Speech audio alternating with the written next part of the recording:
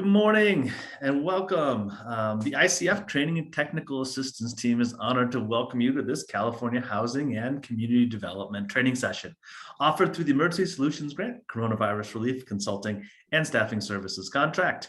I'm Chris Pitcher from ICF and I'll be hosting today's session. Today's training session is entitled Racial Equity and Challenging Power Structures. It is my privilege to move to the next slide once I find out where that is and say welcome to today. I'm going to hand it now to our first presenter, Alyssa Paris. Alyssa, I know there's no H there. Every time. Good morning, everyone. We can go to the next slide. And our agenda today is we'll go over welcome and introductions. We will talk through our learning objectives, our grounding and engagement agreements. And then we're going to really talk through negotiating change and how to communicate that change. And then really dig into examining power structures and those imbalances, and then how we then disrupt those power structures. Next slide, please. So welcome again, everyone. My name is Alyssa Parrish. I use she, her pronouns, and I am Asian.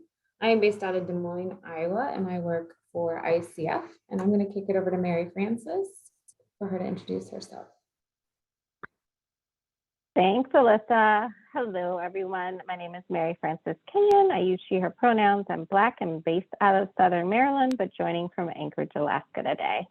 I'll kick it over to Rashima.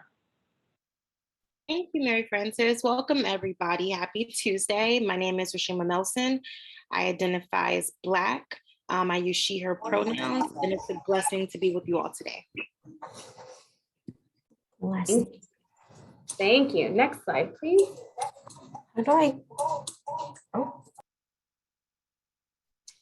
And if folks want to go ahead and introduce themselves in the chat, that would be great as we move forward with our learning objectives today. Yeah. We want to make sure that folks are on mute if they're not speaking. So we know that challenging power structures really does include change, and we're going to talk through how we can make changes happen. Communication and language is really a key part of this. So we'll talk through messaging and how it can make changes happen. I hear Mary Frances say this often: we are disruptors and we are causing good trouble here. So we need to disrupt current decision-making structures to really address power dynamics and really incorporate equity, diversity, and inclusion into how a community really makes. I was also on video. I don't want to be. That really directly impact people experiencing homelessness. So next slide, please. And again, just a reminder, if folks are not speaking, if they could remain on mute. I do not believe we're auto muted today. So just a quick point here, we solicited feedback from previous sessions we have facilitated for all of you over the last several months. And this session was really created explicitly because of your feedback and the feedback we received. So thank you for that. We are listening, we love it, and we're really excited to be here with you today. Again, we'd love to see you and directly engage and have you introduce yourselves in the chat and use the chat to ask questions or make comments or anything. This is really a process, as most things are, and there isn't really one single way to get to where you want to go. So we're going to talk through change, communication cycles, and all of those different pieces. Next slide, please. See the chat blowing up here, so that's great. We are just going to name that virtual webinars are difficult. We know that, but we do ask that everyone be here with us. Be present, listen actively, engage with us and each other, maintain that mutual respect for differing viewpoints, not seek a one-size-fits-all approach. We know the communities look very different, and what may work in one community may not work in another. Want to challenge the way we have historically responded to homelessness. See yourself and everyone in this room with us as part of the solution. Think about prioritizing attendance in future sessions and participate in the chat and the polls. The next slide, I think we're actually going to our first poll. So I'm going to hand it over to Mary.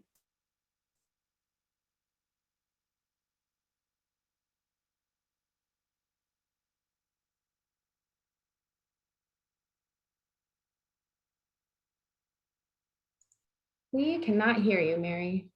I don't know what's going on. Sorry, darn double mute. Thanks, Alyssa. You can actually, for participants in the audience, you can whip out your cell phone and pull up your camera and scan that QR code. If you don't have access to your cell phone right now, you can join us at slido.com and enter the number 417867. A question for you, how easy was it to implement Housing First in your community? We're going to leave the poll open for just a moment and see what the range of responses are.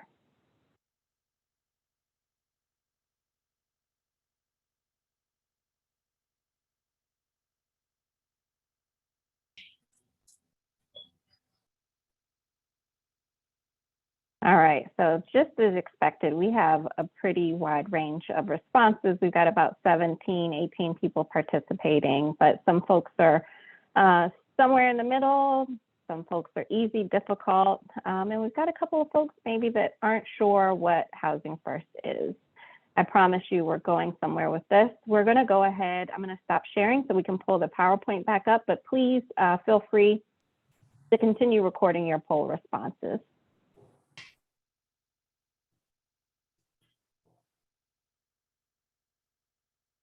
Chris, if we can get the PowerPoint back up, we can get a moment.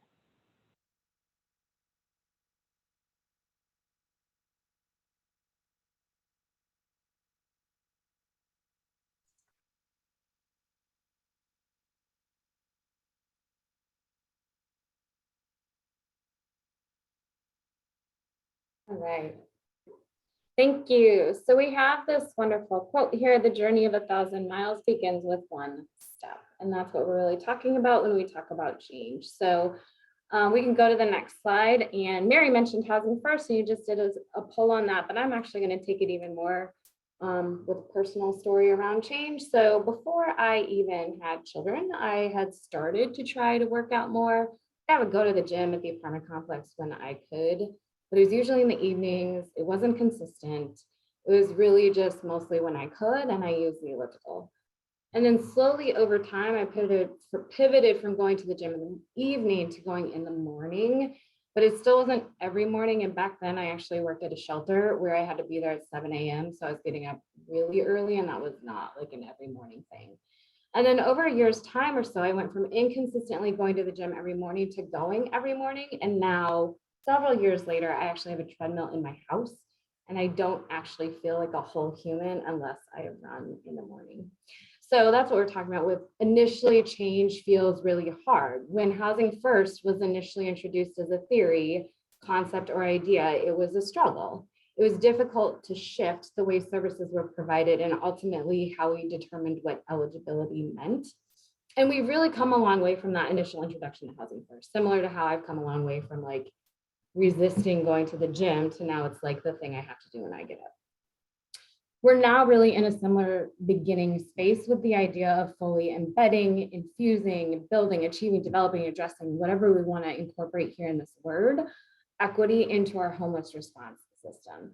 It's really hard, and we acknowledge that. It's not like how we've been doing the work before, and it feels like something that we really don't know about. We don't know if we're doing it right. We don't know how it's going to turn out.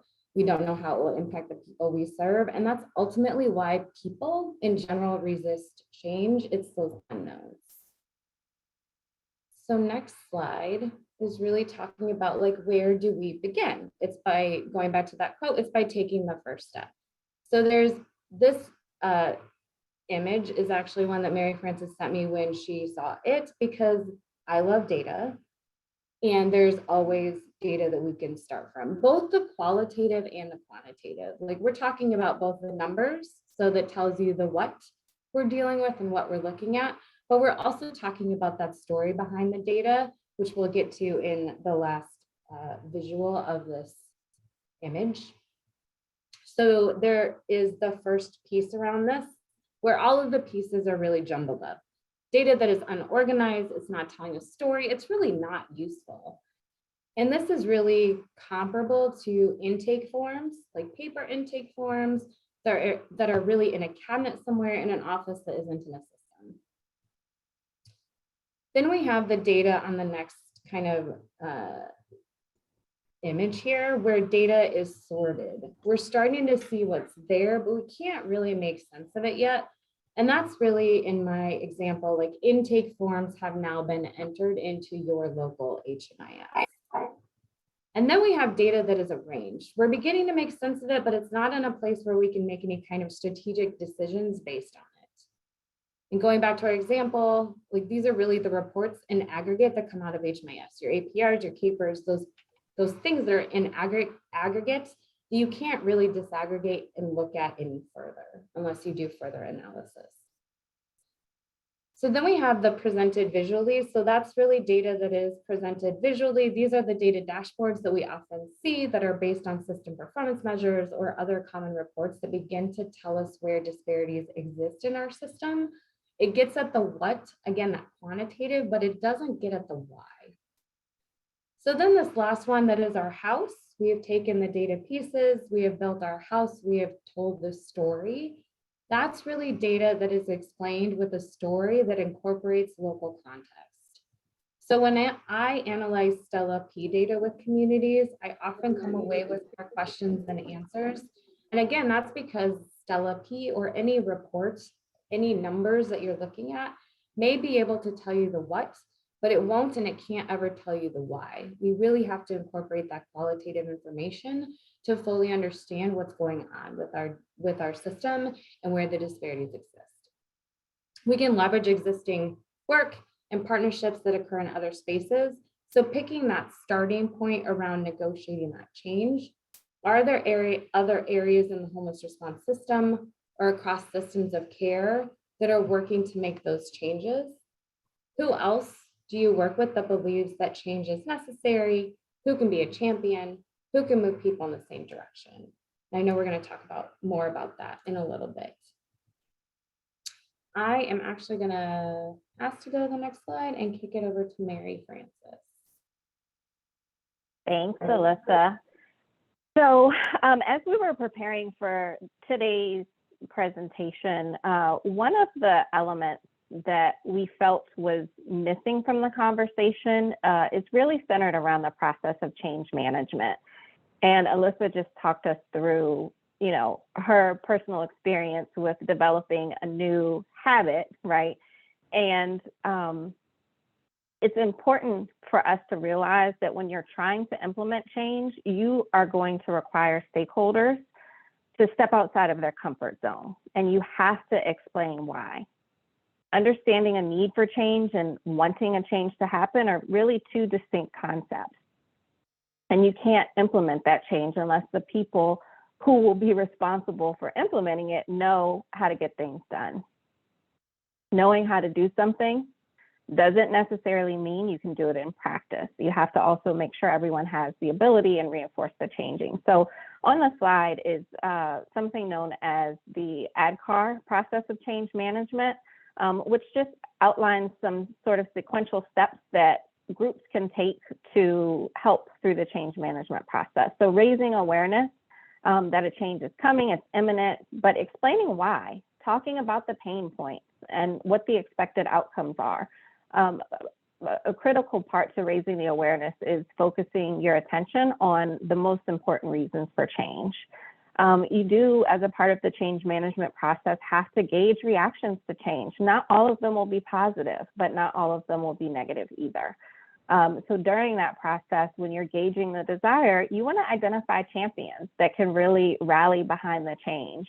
You also don't want to be indifferent or intolerant to resistance. You want to engage it, right, with curiosity and address fears. Change is incredibly scary. That's one of the reasons why we talked about the housing first change. That was a huge change in the homeless response system that I remember very vividly as someone who was a little uncertain about the changes that were coming and had to grow into being a champion for housing first some 15 years ago.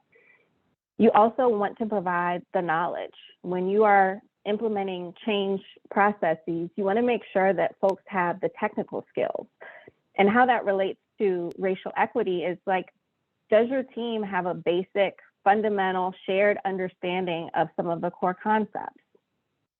Part of the knowledge process within change management is sharing information, being transparent, but also setting reasonable goals. We are not going to reduce disparities by 50% in a year. That's not realistic. Reducing disparities is directly related to some systemic factors that have multiple stakeholders, not just the stakeholders themselves, but you've got institutions, you have policies, you have individuals, right? So setting reasonable goals is a critical aspect to change management. And this is something that you want to be bold with. You want to be bold with racial equity. The time is now, but you also want to be reasonable and take incremental steps towards shifting sustainable change.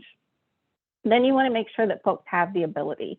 And you do this by providing training and coaching, addressing any gaps, and offering resources. And I just want to reinforce that you start small. Slow and steady wins the race. And you can adjust the processes as needed. This is something where we make mistakes. We make mistakes all the time in the homeless response system, even when we try not to, even when we have the best of intentions. But these create teachable moments that we can learn from and doing that continuous quality improvement, which leads us into reinforcement, monitoring the change, comparing to the outcomes that you set out to accomplish. Make sure that what you're doing is actually fulfilling those desired outcomes. And again, continuous quality improvement, making sure you learn early on from mistakes. So I want to go to the next slide now to talk a little bit more about that awareness piece. Socializing change through messaging is really important. Some of us may feel like, oh, racial equity is a no-brainer. Everyone should be invested in this. Everyone should know about this. There's been, several years worth of studies that are very well documented and speak to the disparities happening across the country. But let us not make the mistake of believing that others understand those issues and actually feel the need to change. They may not see the new direction as clearly as you might. So whereas you might be a champion, others may need more information to develop a deeper understanding of what the issues are and what some possible solutions are. Communication, no top-down approaches here. They should really flow in from the bottom and out from the top. This is a collective effort to socialize change through the messaging that we put out there. One piece that's really I've found helpful in evoking change in the homeless response system, I'll share some examples in just a minute, but consider developing messaging as a part of a broader coalition building strategy. And we can go to the next slide. So I mentioned coalition building. I saw in the chat earlier that we've got an MSW student in the house. And this is actually, coalition building is actually a strategy from grassroots organizing, but also one that's taught in many schools of social work. When we talk about coalition building, this is really gathering a group of champions, so to speak. And a key part of coalition building is the messaging.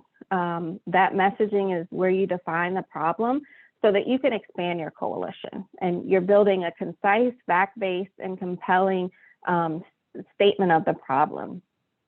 You want to appeal to varied interests if possible and brainstorm potential partners that have, economic, political, or personal interests. I think right before Alyssa handed over the slides to me, she talked through negotiating change and really picking a starting point. Well, all of those starting points can help you align with your messaging for coalition building, whether you're using your available qualitative and quantitative data, whether you're leveraging existing work in other spaces, or identifying those partners, identifying and partnering with other champions who share your interest in working towards racial equity in your homeless response system. So all of those strategies really build towards messaging for coalition building. And then you want to build this coalition around the solution or a set of solutions. So you want to make sure that the message includes motivational language to help build hope. People need hope to embrace change. You want to make sure that the solutions are not outlandish. Again, that goes back to taking smaller steps and ensuring that you've got folks running running a marathon as opposed to a race.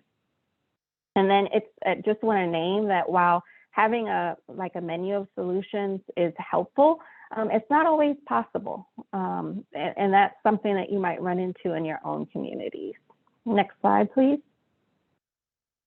So the coalition building framework really has to do with the 4 C's: conditions, commitments, contributions, and competence.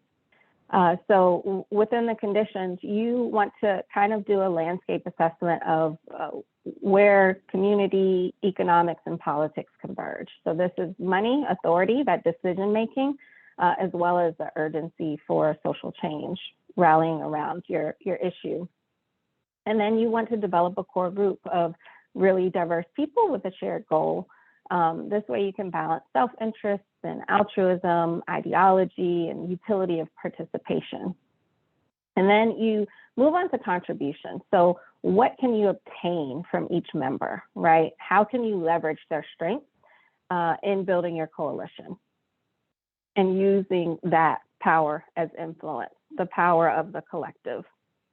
And then competence to move forward. You want to move towards a goal and also create that continuous feedback loop. You want to develop and maintain trust and accountability, both to and from the members. So next slide, please. And someone asked in the chat if the slides will be made available to you. Yes, and this recording will also be posted on the California HCD training site that we maintain. So when you think about identifying coalition members, you want to involve key players in the consensus building process. So this includes client groups, advocacy groups, community leaders, service agency directors, but also frontline staff, folks that are working on the ground and are intimately familiar with both the people and the processes and the policies and how all of those intersect with one another. Folks that have influence over the budget, business leaders, faith leaders, citizen groups as well, along with politically savvy individuals.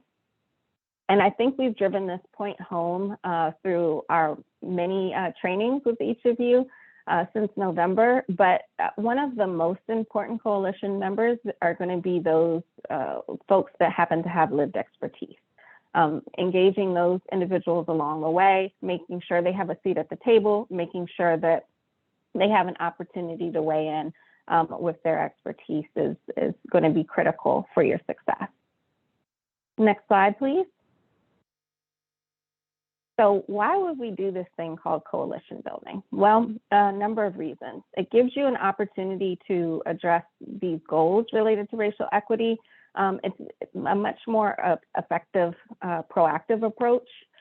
And it's really like looking at the lens of, hey, the data and the human experience, that starting point Alyssa talked about earlier, of people in our system is compelling us to do this versus a defensive approach, which is HUD says we need to do this. And we do know that HUD has said, hey, in the COC program, NOFA, we're going to score you based on, I think it's 6 points now, on what you're doing to address racial equity. We don't need for HUD to tell us that this is something important to us. We've got our data, we know who's showing up in our system, we know who's overrepresented, and we've talked about ways that you can access that information. And then measuring success, right? We have an opportunity to redefine major problems through the lessons that we're learning and applying them to the future. And powerful coalitions can really lead to an even more increased interest, right? And you grow your power base. We're talking about shifting power to really prioritize the issues and the challenges in a community setting that are important to us. And this also gives us an opportunity to adjust power imbalances. Progress is, in this case, is measured by short-term wins and longer-term progress. Next slide. So I'm going to spend just a little bit of time talking through this slide. This is a real life example. When I used to work in the DC, Maryland, and Virginia region, I had an opportunity to serve as one of the co-chairs for the Metropolitan Washington Council of Governments Homeless Services Committee. And over the couple of years that I was a member and then became a subsequent co-chair of that committee, we would regularly meet, and this was 9 geographically diverse continuums of care throughout Maryland, Virginia, and the District of Columbia. And we started having conversations about, some of the racial disparities that were showing up in the data. So literally brought that information from my continuum of care to the Council of Government, and then started having these one-on-one conversations and was comparing data and said to other COC leads and HMIS leads, like, hey, have you done an analysis on your data? What's your data showing? And no surprise here, but in each of almost all of the 9 COCs, they had very similar data showing similar disparities. We also had, identified through other data sets that there was a level of transiency between our communities. So we knew the District of Columbia had done a study that really looked at the transition patterns across the region and had, a reasonable data set to show us that, yes, sometimes folks in DC might show up in Arlington County, and conversely, they might show up in PG County. Services have been, or resources have often been scarce. We know that communities have to prioritize these scarce resources, which means that some folks inevitably get left out and they go to different jurisdictions to access services so that they can have their needs met. Well, after having a series of this conversation, the community started having they started doing their own community level coalition building. So we built this coalition across COC leads and HMIS leads that were invested in having conversations. And then that spread out to community level coalition building. And it started resulting in a unified coalition across the region. So this is across 9 COCs in the DC, Maryland, and Virginia region. And we were figuring out, like, okay, we know that we all have a shared problem. We've got the data to support it. We're getting buy-in at the community level, and we're really interested in addressing this. But we don't really have resources, right? We all have resource scarcity in our communities, and we want to prioritize that on permanent housing pathways for people experiencing homelessness. And again, you'll have access to the link or to the slides. There's a link in this particular slide that talks about this partnership that was birthed through coalition building and over about a 2.5 year period, right? Slow and steady wins the race. If you take nothing away from today's call, it means that things can happen, beautiful things can happen, but it does take time for something meaningful to happen. So the 9 COCs decided to partner. We had a formal vote on it, and we actually developed a shared PPRN model. If you all are not familiar with PPRN coming out of the COC program competition, that's your preliminary pro rata need that HUD uses to make funding awards through the COC program competition. So we took this shared PPRN model and we, compared our population sizes, and those with a higher population that received more funding contributed more money. Those with a lower population experiencing homelessness that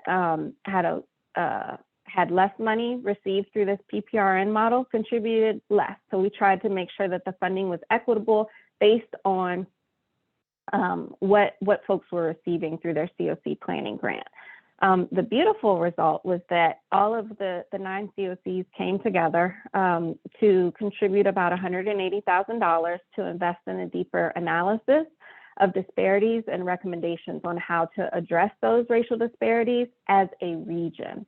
I don't think most of you are familiar with DC, Maryland, and Virginia, but everyone has boundaries, everyone has their resources. Taking a regional approach to addressing shared problems has not been common up until, I would say, the last 3 to 4 years when they've really started to regionalize. But what was cool about this partnership is that not only did the 9 COCs agree to, use a portion of their COC planning grant to make this investment, there was also a private foundation that actually matched some of the money so that we could do other things, right? To go beyond an analysis of disparities and recommendations that could be actualized as a region. And today, those COCs are working to implement those changes based on our recommendation. So this is my example of how coalition building happens in practice. I think it does not have, it doesn't have immediate implications, you all, but it has something that's sustainable. I know boundaries and, you know, geographic jurisdictions are something that we've like constructed as humans, but people experiencing homelessness, they don't often recognize those boundaries because it doesn't matter when you're in a housing crisis. It doesn't matter when you're experiencing homelessness. What matters is going to the place or continuing to go to the place that you can get your needs met, right? Regardless of what county or city that might be. And it's unfortunate that our systems are structured in a way where everyone just can't have their needs met, but that's the reality that we're working in. So we can go ahead and go to the next slide. I think I'm turning it over to my colleague, Rashima. Yeah, thank you, Mary Frances. And so in this slide, we're going to be talking about how to disrupt power structures. And Mary Frances, you spoke a lot about partnerships, right? And there's this quote by Fred Hampton that says, "The people have to have the power. It belongs to the people." And we think, well, who are the people? And the people are the people experiencing homelessness. And to really talk about partnership, which goes a little bit beyond engagement, means that people with lived experience are partnering with people who run the system, with people who work within the systems. And we have this housing first strategy. And yes, housing first, absolutely believe in it. But it's not the last stop. It's not the end all be all. I come to you all today as a person with lived experience. I began experiencing homelessness at the age of 12 with my family. And I was recently removed from experiencing homelessness at the age of 24. And for me, an example out of my life is my mom was actually a part of the rapid rehousing program. And we got a house on 37th Street. I don't know if many people are familiar with the DC area. And it was like, great. We were in an apartment, actually. We were in an apartment and it had nothing in it. We had no furniture. We were sleeping on air beds and everything was great. And I thought, oh, this is the end. We're finally out of moving around. We're finally done motel hopping, couch to couch surfing. We're finally done living in abandoned houses, you know, and I thought like, this is it. Lo and behold, my mom had no financial literacy skills. My mom was not employed. My mom was illiterate. My mom didn't know how to manage a house. She had no idea about all the things that was needed with that. So 2 months later, we were only in this apartment for about 3 months. The marshals came banging at our door. It's a sad day when you're evicted from your home and you watch people throw all the belongings, the little belongings that you have out your door and all your things on the street. And your mom is telling you to get the laundry cart and put everything you can in. And we went to Deanwood Park to sleep there. And the purpose of this story is to emphasize that, yes, housing first. We want people experiencing homelessness to have housing, to be moved inside of housing, right? But then it doesn't stop there. It goes into ensuring that there are supportive services, that there are wraparound services. And to know which services are really important, that's where that partnership piece comes in, because we have to hear from the people experiencing this, what services work best. And I think there's something that people, you know, receive their education or they study this for a long time and they say, we've read the data, we know what works best, we know what supportive services that we need, right? But the people with lived experience, the people currently experiencing homelessness are your quantitative and qualitative data. I am a piece of your quantitative and qualitative data. Listen to that living data. And that is where the partnership comes in, where we can better say, what services can we better provide? Once we get housing, perfect, what's next? What's the next step of that? What are the best services? And not just only in offering those services, but how do we offer those services? And it goes from we're helping our clients and we're helping our communities to now we're working with our partners, because we're not only working to cease and end homelessness at this stage, we're hoping to do that for future stages. We're hoping to cease and reduce the amount of homelessness throughout the United States, period. And so we can move into our next slide now. So when you look at these two pictures, right? Well, first, the impact of language is really important. I said that we were going to talk about disrupting power structures. When I hear the word power, I think about authority, I think about ability, I think about who's in charge. And I think even leading with that language, that's where there's a disconnection. That's where the dilemma comes in, because it's like, well, who has the power?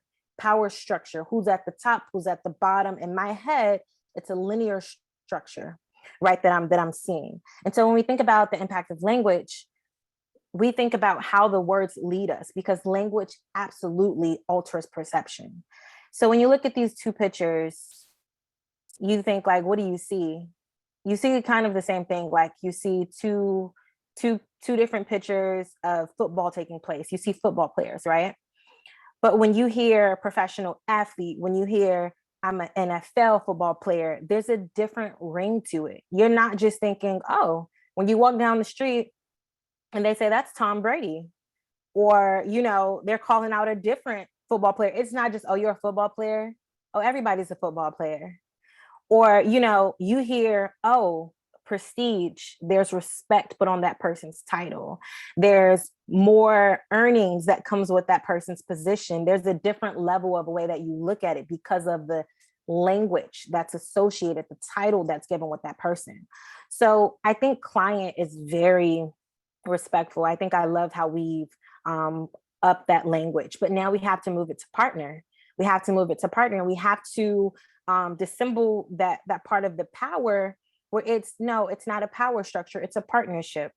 And so how on our spectrum, I rather see a spectrum instead of a linear structure that is top to bottom, and talk about how the power structure can change that. And because changing the language that we use in order to advocate and seek a different perspective of outcome. If we're talking to our partners, right, and we walk in and we say, hey, these are our partners, but they are the experts in this, they are the people experiencing homelessness, there's a different ring to when you walk in a room and you hear that. There's a different level if you read that. But if you read the power structure, it automatically perceives a negative denotation of this person is in charge and we need to follow these individuals. So we have to work on changing the language of things, because like I said, language absolutely alters the perception of what we have on the system. And we have to use language that leads to people perceiving partnership, leading to more respect when talking about people who are currently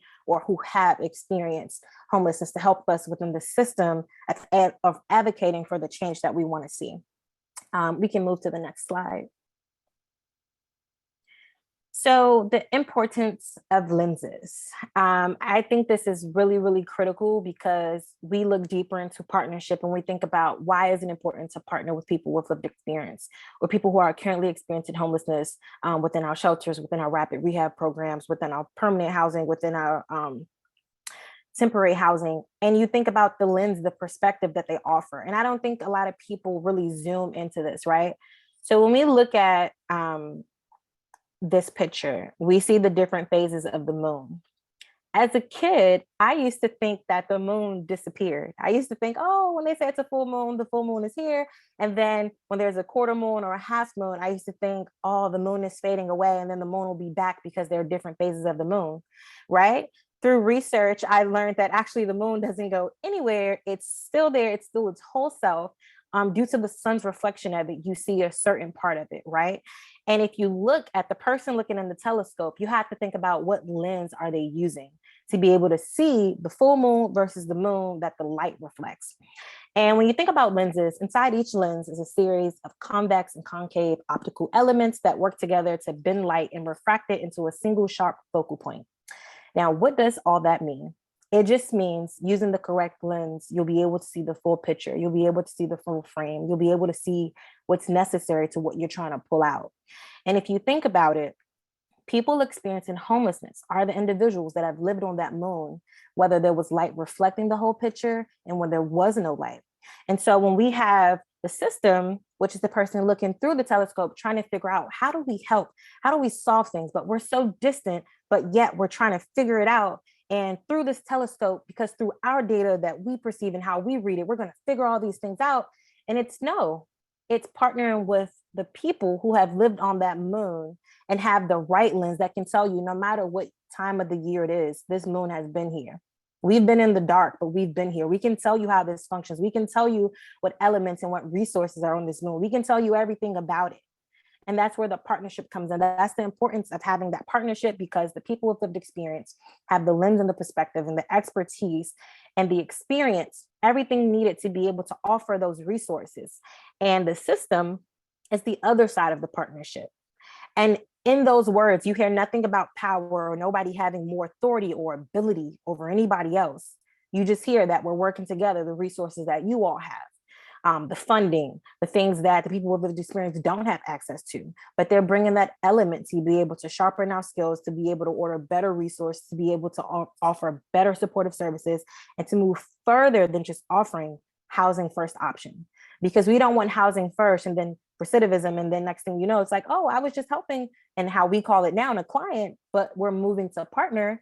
I was just helping this person, and now I see that they fell back into experiencing homelessness. What happened? Oh, there was this one element that we missed, because there wasn't a mutual discussion. There wasn't a partnership at the table to be able to hear what was actually needed versus what we thought due to history and how we've been already implementing different processes and policies within the system.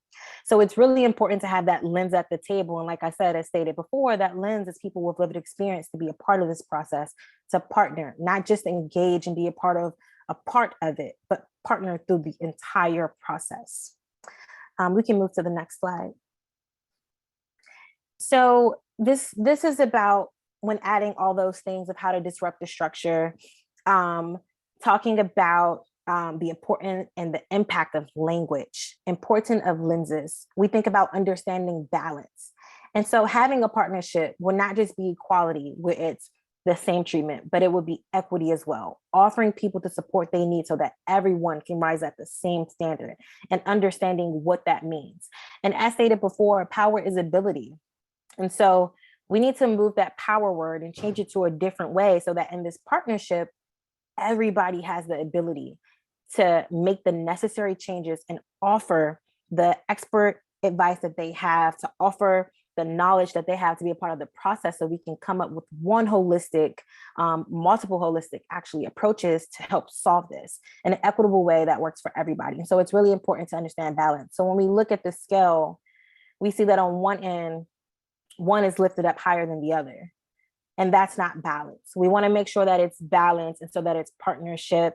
And a lot of people love to hear the 50-50. Let's not throw numbers, because when you think about a partnership, it just means we're in this together.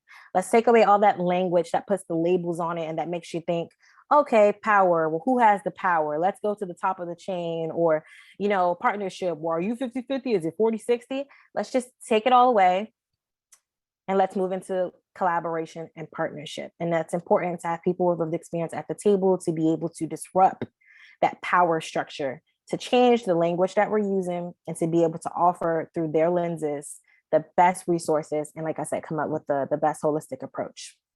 Next slide.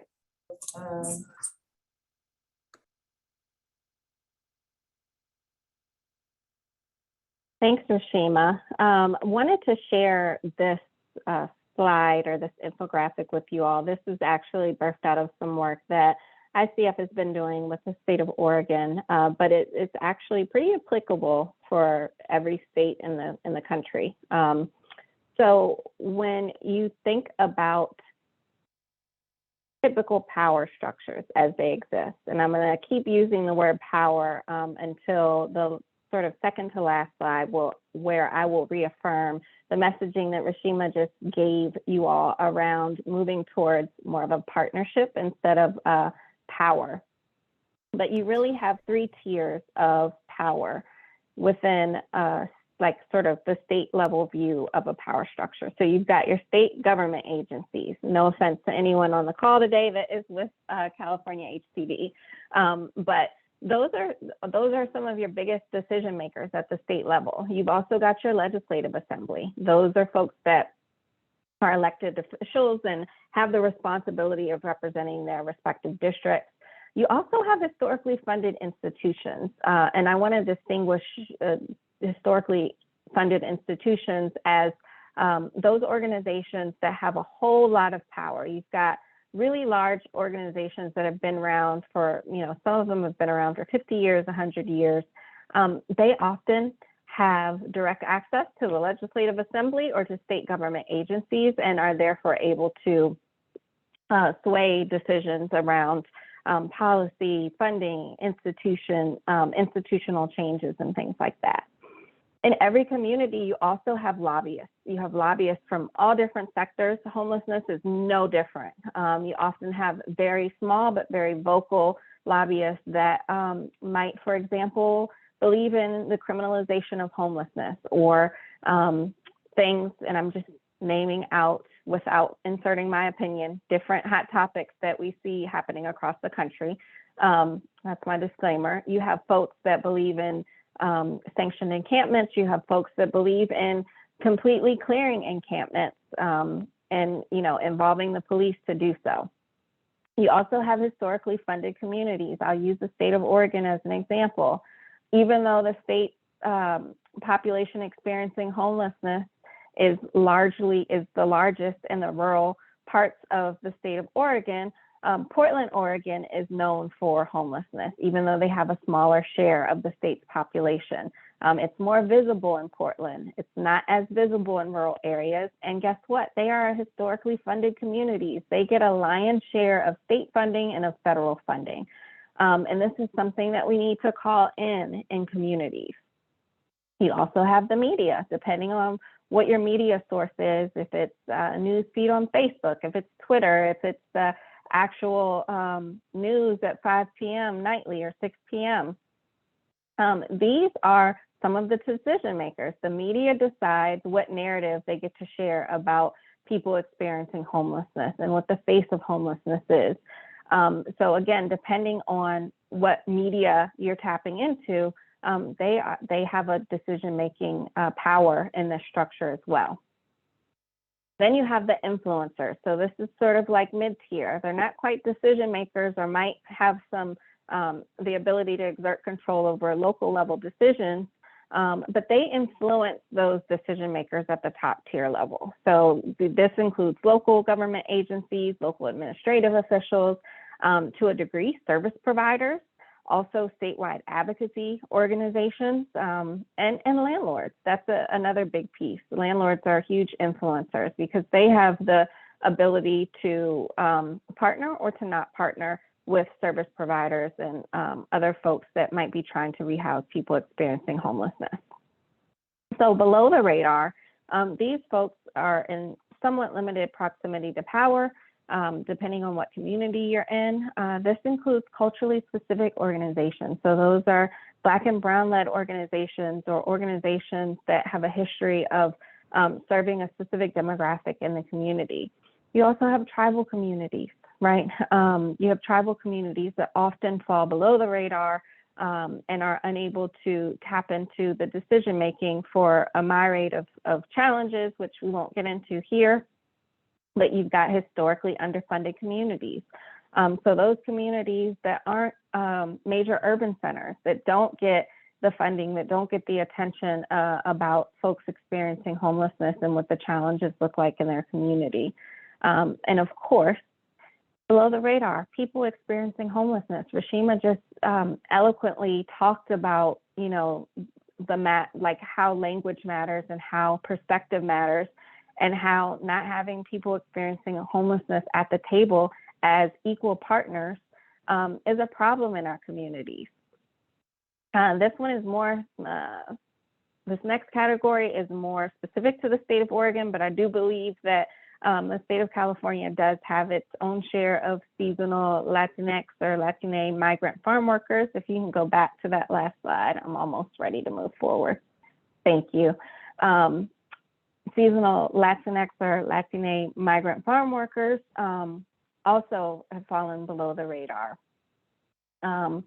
And then last but certainly not least, frontline provider staff often fall below the radar. And I can tell you, at least in the DC, Maryland, Virginia region, a lot of our frontline provider staff at nonprofit providers are people with lived experience of homelessness. So they not only have the lens from lived experience, but they also are the ones that are often left to implement the policies, to administer standardized assessment tools, or have to participate in prioritization conversations. And they have an incredibly valuable lens on some of the things happening within your system. Next slide, please. So just talk through some of the power structures at the state level as that cascades down to the COC level. This is how power has traditionally manifested in the COC. So when it comes to like federal funding, you've got service providers and historically funded institutions. So two of the mid-tier to top tier level that are responsible for strategic leadership and decision making. Then when it comes to state funding, you've got your legislative assembly, state government agencies, some of those statewide advocacy organizations, and those historically funded institutions that are really providing the strategy, the thought leadership, and the decision making around state funding. You also have at the local level, your city and county elected officials, local administrative officials, local government agencies, and to a degree, service providers also making decisions around strategy and around decision making. And then you have left for implementation and impact. Those two are kind of go hand in hand. You've got almost every category that doesn't, that falls below the radar and doesn't have substantial amount of decision-making power influence. So service providers, people experiencing homelessness, more importantly, tribal communities, frontline provider staff, culturally specific organizations. I think this visual explains exactly who's left to do the implementation and who's impacted by the strategy and decision-making. Next slide. So we want to talk in this next slide about an ideal future state of power, right? So this is just an infographic, and then we're going to move to the next slide that talks about how each of those very important groups of stakeholders can partner. Even though the word power on the next slide is going to be super prevalent, I want you to think about what Rashima said and the idea of partnership. Can we go to the next slide? So an ideal future state of power / partnership in practice would mean that each of the stakeholders has a part to play, but it's on more equal footing.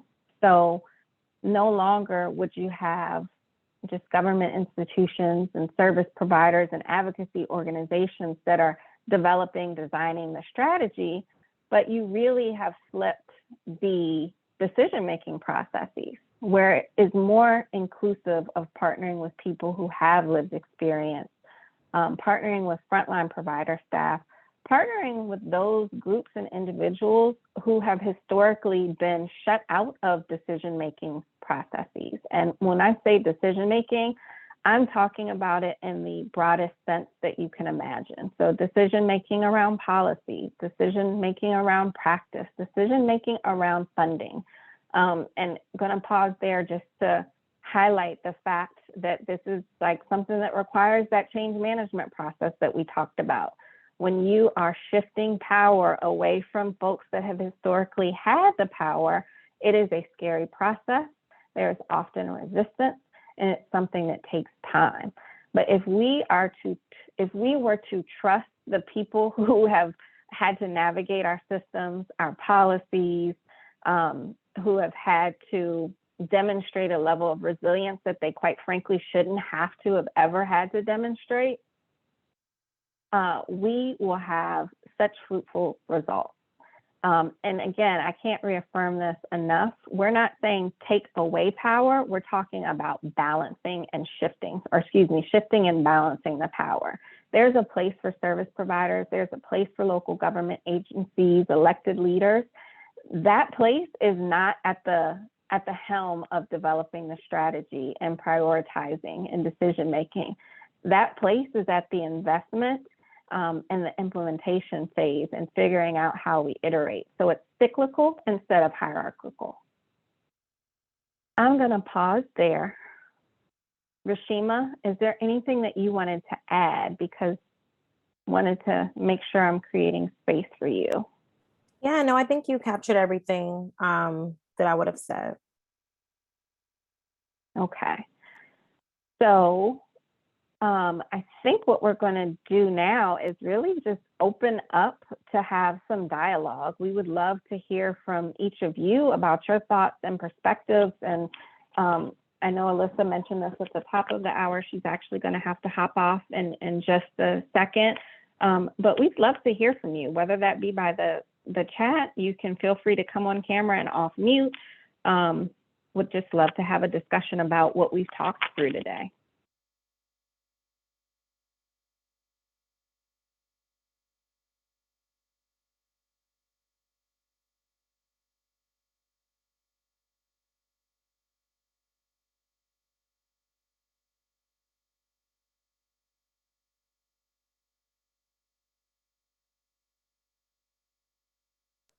Carla? Oh. Hi, good morning. Can you hear me? Mm-hmm. So thank you so much. My supervisor had me jump on this, and these are conversations I live for, honestly. So I'm new to social work. I'm not even a social worker, but I'm a community program specialist with the County of Riverside DPSS office. So I'm learning a lot of new things. I myself have also been in stably in house as a early college student and a lot of those things. And part of my experience in doing this work is seeing more, having that lived knowledge, but also being in spaces and those experiences. So my background is in restorative justice and practices. So I'm totally aligning with, bring those people with that lived knowledge to the table. And I think it's really hard to live that way, with intention, but then doing this work against those stakeholders, those power structures, right?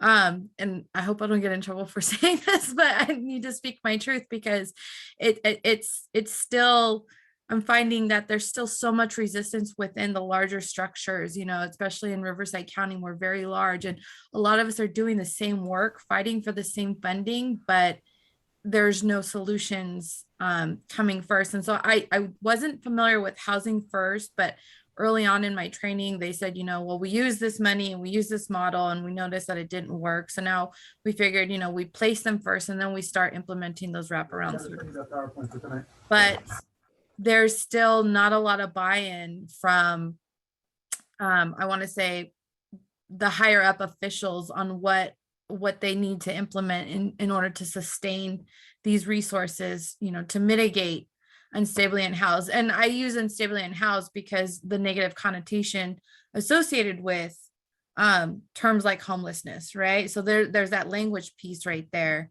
And I know that can really shift the mentality of the public perception. I've seen it working with incarcerated populations, instead of using prisoner or inmate, use incarcerated or formerly incarcerated. So that language piece, I really appreciated that, Rashima. So how do we do this work against those systems that are still not willing to budge, I guess is my question, because it's so many moving factors, and everybody's, really wanting to do the work and really putting the work out there. But I think we don't have, at least I don't feel there's a collectiveness, I guess, because we have different agencies doing this, again, doing the same work, fighting for the same funding.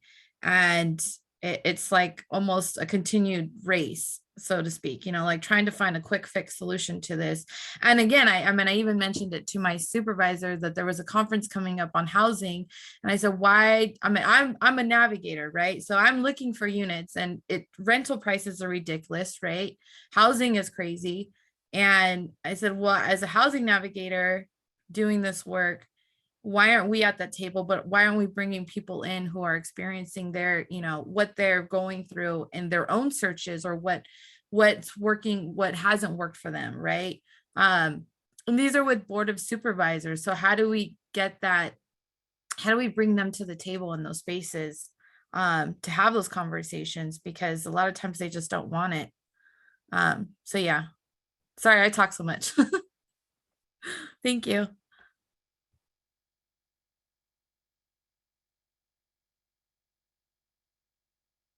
Rashima, you want to take that first?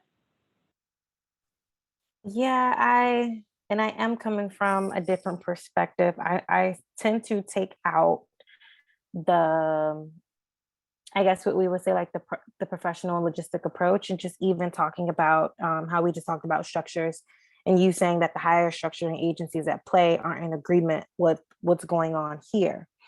And so I think, and as you even brought in restorative justice, I'm a restorative justice major. I graduated Georgetown in that major, and I completely believe in the approaches to that and the methods and strategies used with that, of helping to not only heal and repair, but move forward that community in a better way than it was already set in.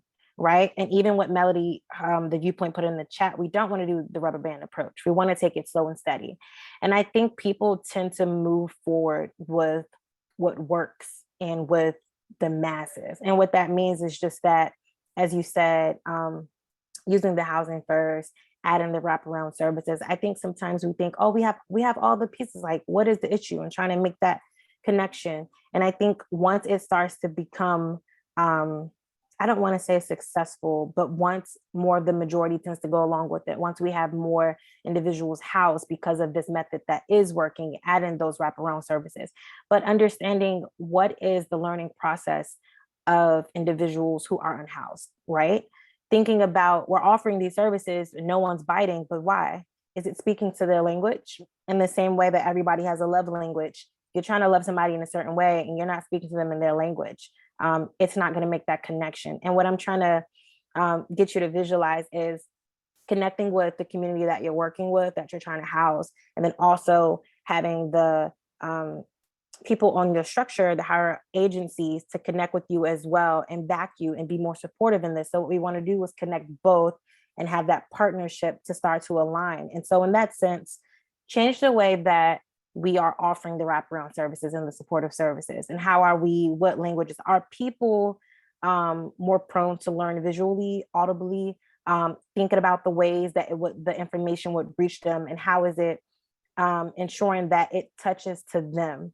And so, and then you have to, once that becomes a little bit more like, oh, we're housing people, it's working, then I think you'll have a better backing, which we hope, with the higher up agencies. And then it becomes, well, this is when we can create a partnership because we're showing you that this method works. This is what we need to stick with. So I hope that was in some way helpful. Thanks, Rashima. And I would just add on to this piece. I think historically we've tended to be in the homeless response system very much committed and dedicated to the prevention and ending of homelessness without engaging stakeholders outside of our traditional, like, community activists that are on our side, service providers, right? Like, we have to do this check in the box exercise for the COC program, NOFO, to say that we do all this wonderful outreach and have all these diverse representatives on our committees, and, however we can leverage the point system that HUD uses for the COC program funding. But what we have not done a really strong job of is leveraging relationships in other sectors. And I'm talking about, like, having folks from child welfare and foster care at the table, right? That's a great source of the disparities that we see in the homeless response system. Every community should also have police, EMS, fire, and behavioral health at the table. Many of you might already have like a fuse committee where you are talking about frequent users, but beyond frequent users of like your emergency room department and police, fire, EMS, they should be a part of the solution because they interact with many of the folks that are experiencing homelessness in our communities on such a regular basis. And we have a chance to pivot. We have a chance to pivot the relationship. And Dr. Rajni just put a great comment that I am now seeing in the chat, but that's what I'm speaking to, that unified approach, right? Making sure that everyone who needs to be at the table to make this solvable is at the table. We can't do it without the systems. Like, I'm here to report, there's not an assessment tool or an assessment process that is going to fix the racial disparities that are in our homeless response system, right? Because our homeless, like, we're the endpoint for those disparities. They just become more glaring in our sector. They've already happened in the carceral arms of the quote unquote justice system. We know that there are disparities in the justice system. We've talked about the root causes of disparities in homelessness. That's across every sector. Housing, there's discrimination. Recent report just got released, USA Today, where they were talking about Black women who are parenting small children or children in general are more likely to be evicted, right? And that's, I believe, a national report.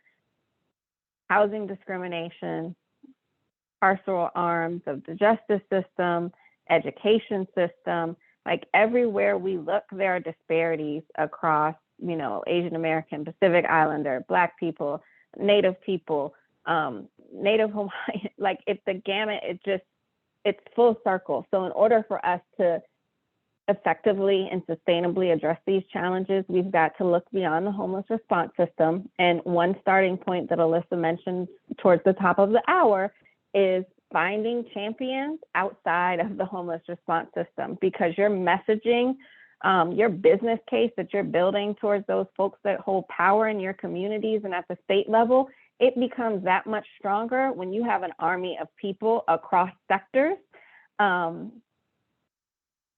where you can just promote your message and your solutions and really have that unified approach.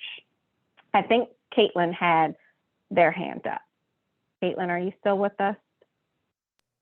Yes, I did. And then I got nervous. And so then I put my hand down. No, don't get nervous, Caitlin. I just wanted to We'd love compliment hear from you. all of you guys for all of the hard work that you guys put into this. And then also Rashima, I just wanted to say that I loved your approach to presenting today's information.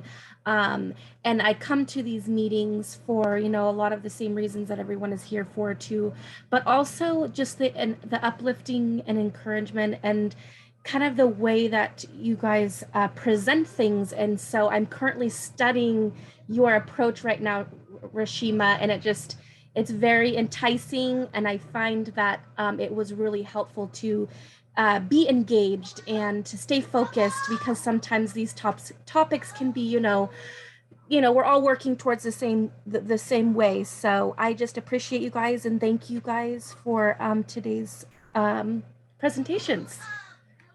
Yeah, thank you, Caitlin. And I try to approach this in a way that's understandable for everyone, because everyone has lived experience, but it's probably just not lived experience with homelessness, right? And it's sort of a doctor-patient relationship. We come in as a people with lived experience with the issue, and we look towards the doctors and says, what can we do to fix this? The doctor gives you advice, but the doctor is not in control of your life. And it's your job to implement this. It's your job to be sure that when something is wrong, you go tell the doctor, this spot hurts here. Because if they think it's something else, they're not going to prescribe you the right medicine, or they're not going to use the best way to be able to help you. And so that's why I look at it from a partnership point of view. But thank you, Caitlin. Tom.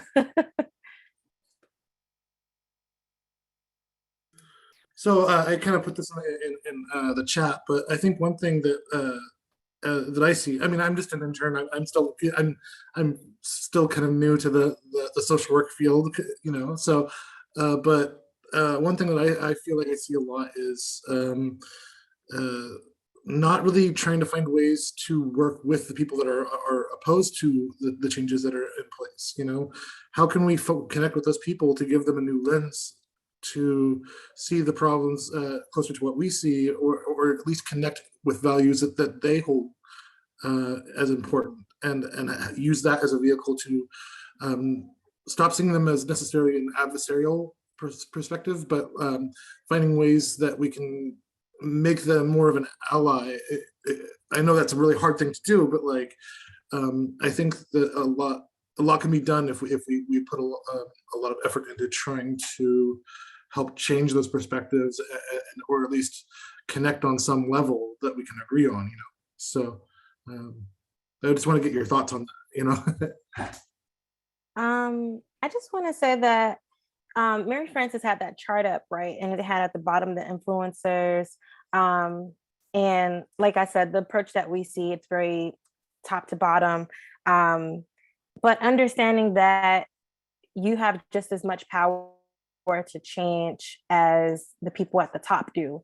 And when I say that, and you talk about working with and having partnership, your perspective, your treatment, the way that you approach this work when working with people with lived experience or people who are currently experiencing homelessness changes their viewpoint. It changes, can I trust to actually open up and tell the information that I know that actually could be helpful? How are you reaching and how are you making the connections to build that relationship? And so everyone plays an important piece, which is why when I talked about partnership, I didn't want to put a percentage on it, but just talked about partnership as this is real, true, authentic collaboration. And that full process is being engaging in the process and understanding that you speaking with the person who is currently experiencing homelessness, right? One conversation you have with them could change their entire viewpoint about their experience, because that absolutely happened to me, right? When I was at the shelter, and we had raccoons falling out the shelter and so many different things. We had no hot water. There was a lady who worked there, and every day she would come knock on me and my family's door. And she would say, here's some cookies, because I would come in late from track practice. And there were specific times of the day that you had meals. And if you missed those meals, there was no food. And this lady's, just her empathy, her compassion, her being nice made me think, oh, wow, people really care. That changed me. And when we have conversations to say, when they had group conversations to say, how can we better reach or serve the community? What can we better do? It made me trust that opening up, somebody would hear me, that they would care, that I would feel heard, and that it wasn't a waste of time, and that I wouldn't continue to be in this process. That changed the ability that they was able to receive information, and they were able to take that information and do way more with it. And then 2 years later, me and the mayor, Mary Bowser, we were able to close down. The shelter was actually shut down because it was an inhabitable place for families to live in. And so just that small piece of information, just that small piece of compassion, it makes a greater change. And change doesn't come overnight, you know. Love Sam Cooke, and I love that the change is going to come, but it's not going to come right when we want it. And for a person who's spent over 10 years experiencing homelessness, as a child in my most developmental stages, that was a hard concept to grasp. Every day wanting it to be different, and then eventually waking up and realizing it is, because of the process and the small steps that we took towards that. So it's about your individual actions, and they're really important, so understand that you play a powerful role in this. Well, thank you. I really admire your bravery in sharing your story and stuff like that. That's really inspiring. So thank you very much.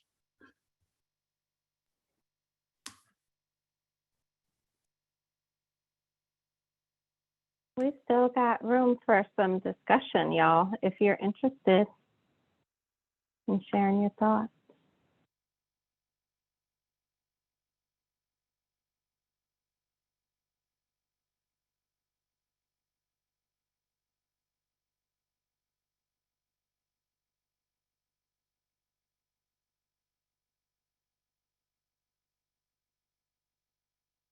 All right, so recognizing and naming and respecting that many of us are deep processors. I usually am a deep processor myself.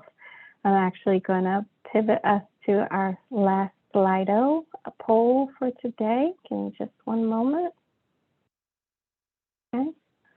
So for this last poll, you can join us at slido.com and type in the number 417867, or you can just whip out your camera phone if you should have one and scan that QR code in. We're asking for one word or phrase you're feeling or thinking about after today's session. I'll give folks just a moment.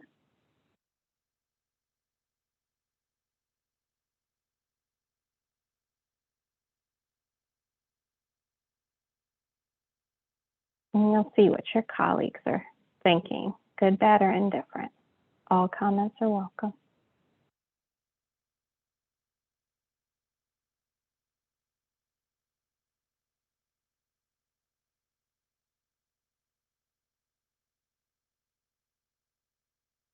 Just going to share from those that have participated in case anyone might have dialed in from their phone and be unable to see the screen. We've got enlightened, inspired, encouraging. Those three words are kind of bolded there because that means more than one participant has selected those as their options. The grounding, humble, collaboration, partners, encouraged, knowledge, frustrated, togetherness, understood, on track, empowerment.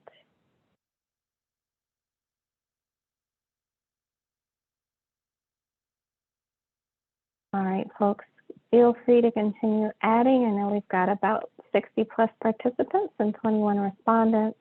The poll will remain open. I'm going to stop sharing my screen now. And thank you to each of you for joining us. Chris, I'll kick it back over to you. Thank you. Give me 1 second to get myself back organized. Thank you, Mary Frances. And thank you, Rashima, and thank you, Alyssa, for presenting. Thank you all for joining us and being in a space with us that hopefully was safe, that you can share and learn with us. I will just kind of wrap us up, but know that we have plenty of training series and opportunities for you, not only racial equity, but other tracks. So we will continue to send you information. As Mary Frances said, we'll get the recording and the PowerPoint materials following the session, as well as a survey to hear what other things about racial equity you're interested in. We do take that information and make sessions out of it, just like this particular session. So we definitely like to hear your feedback. With that, I'll close us out. Thank you for attending this California Housing and Community Development Training Session offered through the Emergency Solutions Grant Coronavirus Relief Consulting and Staffing Services Contract. This session and a dozen other training sessions will be posted to the California HCD website that you can view at your leisure. Be well.